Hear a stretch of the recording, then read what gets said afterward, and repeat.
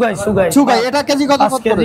5 KG কত পড়বে? 4500 টাকা। 45 টাকা। এইটা এটা ময়রম এক নাম্বারটা। এক নাম্বারটা এটা 5 কেজি কত পড়বে? এটার দাম হইলো 3 কেজি, এটা বক্স 3 কেজি হয়। কত টাকা? এটা 3600। 3600 টাকা। আর এইটা কি খেজুর?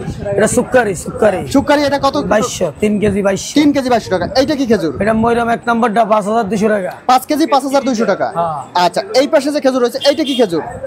এটা হইলো সুপ্রিম ময়রম। এটা কত টাকা? কত কেজি? এটা হইলো 3200, 3 কেজি। 3 কেজি 3200। আচ্ছা, এই যে খেজুর রয়েছে এটা আলজেরিয়া 300, এটা 2500 টাকা 5 কেজি। 5 কেজি 2500 টাকা। এই পাশে যে এটা রয়েছে এটা ম্যাক্সেল, এটা 8000 টাকা 5 কেজি। 8000 টাকা 5 কেজি। মিশরের। আচ্ছা, এই পাশে এইটা কি খেজুর? এটাও ময়রম 3600 টাকা। 3600 টাকা। আর এই যে একটা খেজুর আছে এটা বিসি ছাড়া, এটা কেজি 1500। 1500। এটা কোনো বিসি থাকে না না? না, এটা বিসি না। বিসি নাই, বিসি ছাড়া খেজুর 1500 টাকা। আচ্ছা, আপনাদের কাছে তো সব ধরনের খেজুর আছে।